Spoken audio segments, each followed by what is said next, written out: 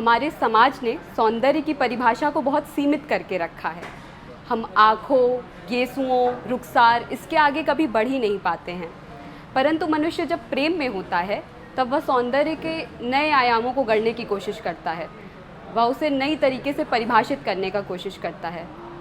तो मेरी कविता जो है वो इसी प्रयास को दर्शाती है, जिसमें प्रेमिका जो है वो अपने प्रेमी को संबोधित करते हुए कहती है कि मैंने लिखने को तुम्हें था तुम्हारा हथेली वाला ये तिल चुना।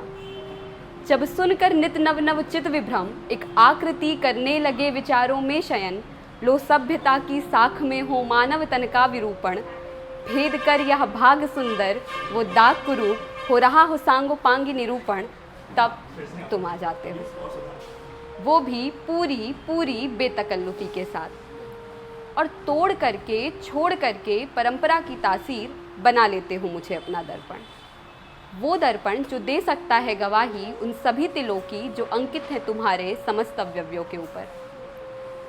जानते हो क्या, कलाधर के सौंदर्य की श्रेणी में तुम सबसे उत्कृष्ट कृति क्यों हो?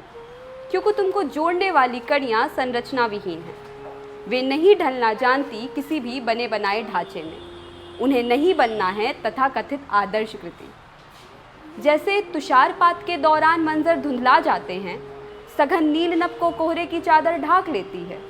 प्रकृति और प्राकृतिक नियम करने लगते हैं हमसे आँख मिचौली, पर उपरांत इनके पिघलते हिमखंडों पर पड़ती सुनहरी रश्मि देती है स्थितियों को आकार।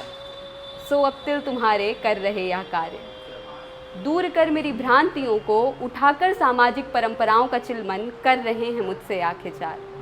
फिर भी मैंने लिखने को तुम्हें था तुम्हारा हथेली वाला ये तिल चुना। वो जब तुम मेरी हथेली की जालीदार रेखाओं में उतरकर खींच रहे थे अपनी हथेली पर समानांतर रेखाएं, तब वर्तमान के अपने हिस्से को, स्वप्रेरित किस्से को गढ़ते देखा था मैंने तुम्हारे तिल के इर्द गिर्द। तुम रेखाएं मिलाते, मैं अपने बाएं हाथ के तिल को तुम्हारे दाएं हाथ के तिल से मिलाती, और फिर उस पर निज उंगलियां या प्रकट करती कि तुम्हारे दांतों के उपरांत मुझे तुम्हारा जो सबसे प्रिय है वह है यह तिल।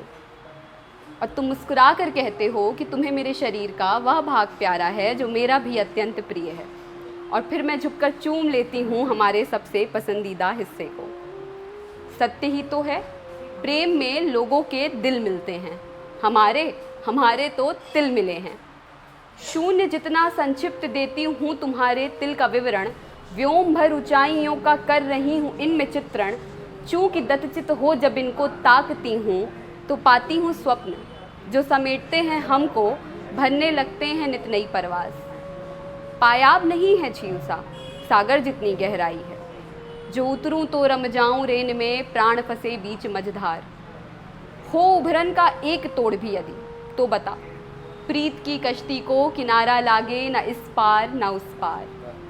जब मन मेरा हो व्यथित, इंद्रियां पड़ जाएं शिथिल, तुम मूक प्रस्तावों को सुनकर पूर्णता करते समर्पण, तब अन्य विकल्पों को त्याग करके, सूखे अधरों की आड़ लेकर, पान पूर्ण पराग करके मैं करती हूँ इस तिल का चयन।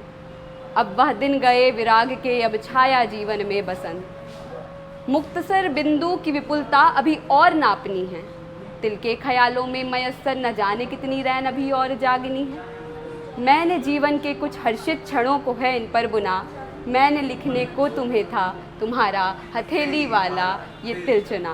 धन्यवाद।